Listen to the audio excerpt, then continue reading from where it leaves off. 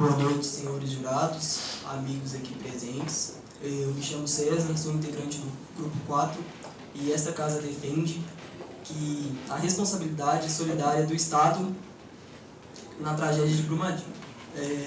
Eu gostaria de ressaltar que aqui nós não iremos apontar algum culpado pela tragédia, mas sim falar sobre a responsabilidade do Estado.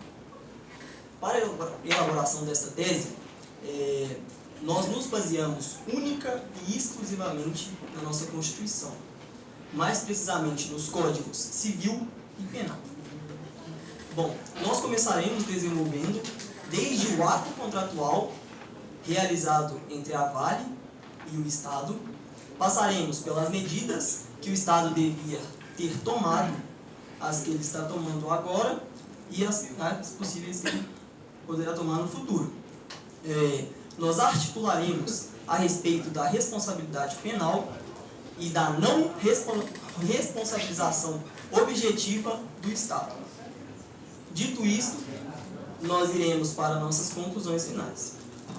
Este é um breve resumo do que será apresentado no nosso trabalho e eu passo a palavra para meu amigo e caro doutor Luiz Felipe.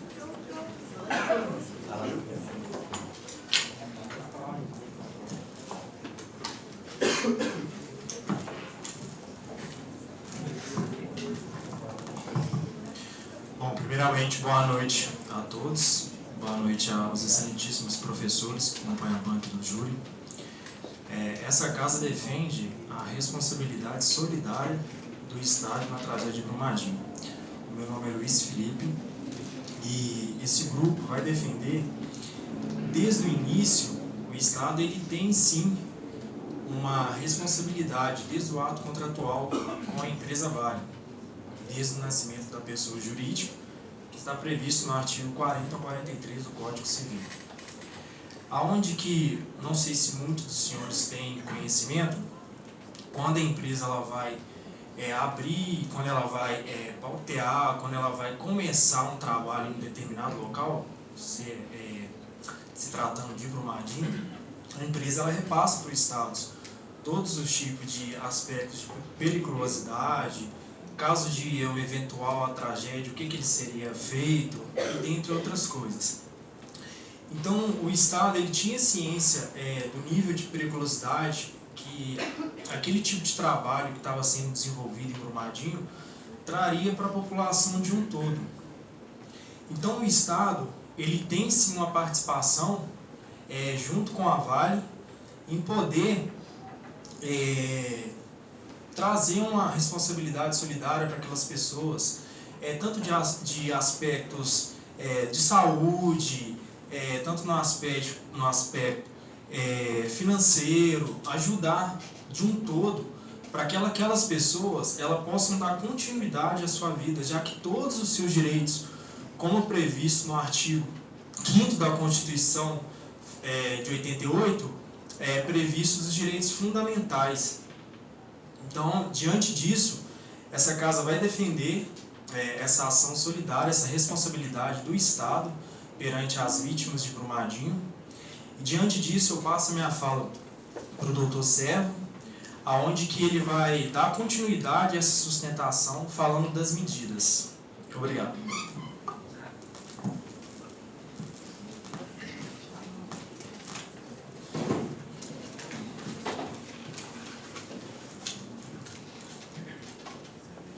Boa noite a todos, boa noite banca, meu nome é Servo e eu vim falar a respeito de algumas medidas referente ao Estado. E essa casa ela defende a responsabilização solidária do Estado na tragédia de Brumadinho. E eu vou falar um pouco das medidas que referente ao antes, ao que o Estado deveria ter tomado, que era pelas mesmas as fiscalizações, onde as fiscalizações ela teriam que ter sido mais justas. Mas em cima daquilo, para poder, porque o Estado ele tem que fiscalizar a empresa, se for de grande porte ou até mesmo de pequeno porte. E tem o artigo 23, que eu vou citar aqui, ele fala sobre isso, e ele fala sobre a competência comum da União, dos Estados, do Distrito Federal e dos municípios, referente aos parágrafos 6º e 7º, que diz: o sexto é proteger o meio ambiente e combater a poluição em qualquer de suas formas. E o sétimo diz que seria preservar as florestas, a fauna e a flora, coisa que, falta uma fiscalização mais justa, não foi ver acontecer isso. E a gente sabe que não foi muito bem feita. E as medidas referentes ao Estado durante, que o Estado deve zelar aquelas pessoas que sofreram psicologicamente, fisicamente, com auxílios dessa tragédia, que os que foram atingidos diretamente e indiretamente também, pelo fato que a lama, aquela, pode-se dizer até mesmo uma onda de rejeitos, veio descendo e chegou até mesmo no rio Paraopeba, que ele veio devastando tudo. Então, assim, acabou mesmo vários tipos de peixes do rio. Então, ou seja, auxiliar essas pessoas, porque a água aí já está contaminada e faz parte até mesmo para o nosso Ibiacopá, que precisa dela para nós mesmos. E as medidas indicadoras após, ela, referente por motivos, é que o meio ambiente é um bem coletivo. Então, ele é um bem que todos nós vamos precisar dele. É um bem que os nossos futuros filhos, netos, vão precisar dele.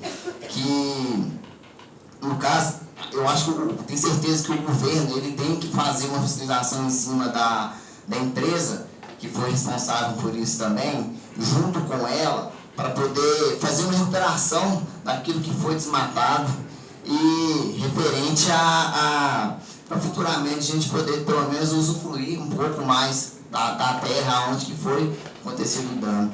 E eu passo a palavra ao meu colega e doutor Ítalo.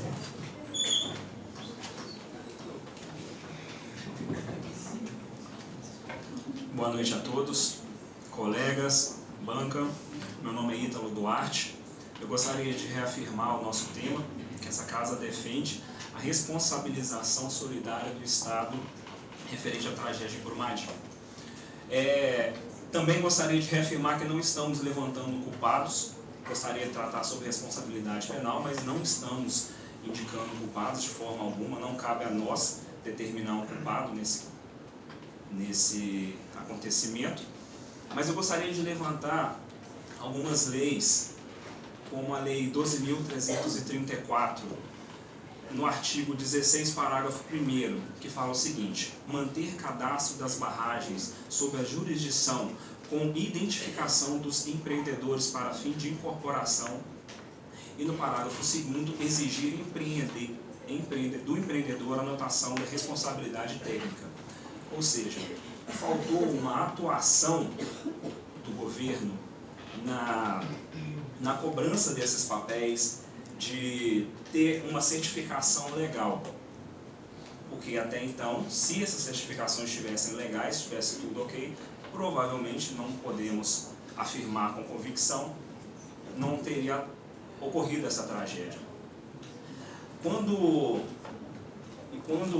está a ser planejado alguma empresa, enfim, empreendimento, a fiscalização também ela é constante em cima disso, em cima da obra. E essa fiscalização, ela também se baseia em medidas emergenciais. Medidas essas que também foram, provavelmente, não podemos julgar, como eu disse no princípio, foram anuladas. Medidas emergenciais, como sirenes, enfim. Hoje podemos contar com mais de 20 mil barragens no Brasil, sendo que mais de 3.800 estão sob risco de desabamento. E contamos com um número muito baixo de profissionais para poder fiscalizar. Então, o governo também deveria criar mais cargos para poder fiscalizar. Hoje temos a comissão de barragens, mas mesmo assim é um número insuficiente para poder atender essa quantidade extremamente alta de barragens. Gostaria também de falar da ação do Estado com relação ao meio ambiente, na Lei 6.938, de 31 de agosto de 81. Ação governamental de manutenção do equilíbrio ecológico, considerando o meio ambiente, artigo 2º, parágrafo 1º, do equilíbrio ecológico, considerando o meio ambiente como um patrimônio público a ser necessariamente assegurado e protegido, tendo em vista o uso coletivo. Somente reafirmando, como meu colega disse há pouco, que o meio ambiente ele é de todos. Então, deve ser preservado, deve ser mantido e bem conservado. Passo a palavra para o meu amigo considerado. Obrigado. Boa noite a todos presentes, caros colegas, boa noite, professores. Meu nome é Breno.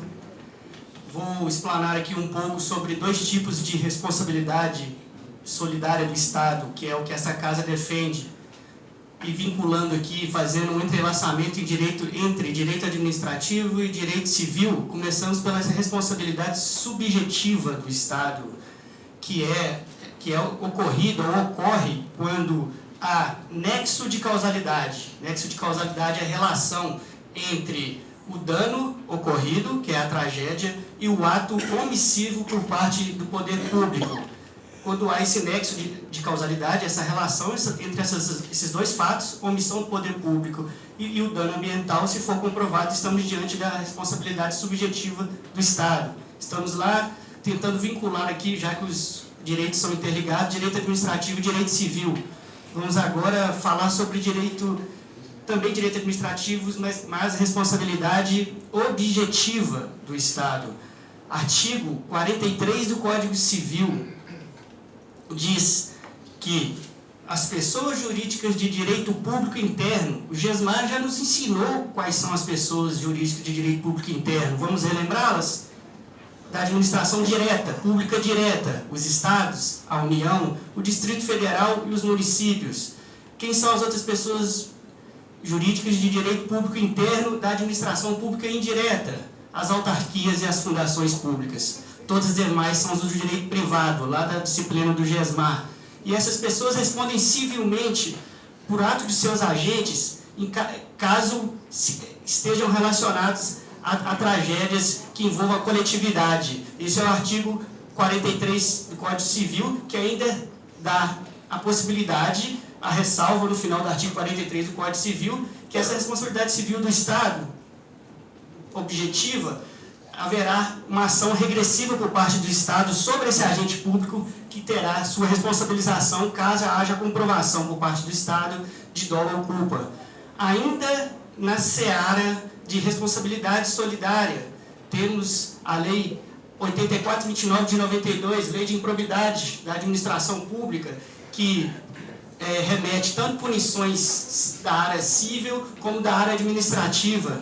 A Lei de Improbidade Administrativa, essa que foi dita agora, arrola em seus artigos de penalidades punições como a não participação mais em contratação de serviços públicos e com privados, a perda da função pública desses agentes públicos que se envolveram na omissão, por exemplo, do ato ocorrido em Brumadinho, a perda do cargo público. Lembrando que exemplos de punições administrativas são suspensão, advertência ou demissão, e até mesmo o ressarcimento, a devolução do dinheiro que houve por parte errônea do servidor público ao erário, aos cofres públicos.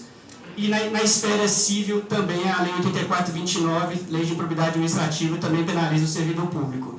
Então, diante dessas várias formas de penalização do Estado, reafirmo a responsabilidade solidária do Estado na tragédia de Brumadinho. Passo a palavra para o colega Gabriel para falar sobre as considerações finais.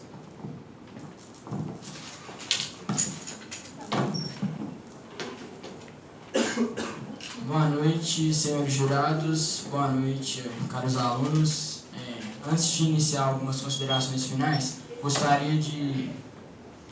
meu nome é Gabriel Ribeiro. Gostaria de pontuar algumas falas já ditas pelos meus colegas. Bom, é necessário aqui que vocês notem a quantidade do embasamento jurídico que foi trago. É necessário sempre se embasar na Constituição, principalmente nós, estudantes de Direito. A Constituição é muito clara e foi apresentado a vocês inúmeros argumentos aqui que eles oficializam, eles deixam bem nítido essa necessidade de solidarização por parte do Estado. Bom, o Estado, com isso, ele deve dar total apoio às famílias e, além disso, ele deve ter também um plano de reestruturação. Segundo inúmeros artigos do Código Civil e Penal, o Estado deve sim ter a sua parcela de culpa, mesmo nós, integrantes do grupo, sabendo quem é o principal culpado. Eu gostaria de também citar o artigo 37, no seu inciso 6º, que também fala a respeito daquilo que está sendo mencionado. Bom, a autoridade ambiental que tiver conhecimento de infração ambiental é obrigada a promover a sua apuração imediata, mediante processo administrativo sob pena de corresponsabilidade. É exatamente isso que foi levado em consideração durante toda a apresentação. A responsabilidade do poder público era fiscalizar, e ele foi omisso. Então, torna-se evidente a necessidade da solidarização do Estado pelas vítimas. Obrigado.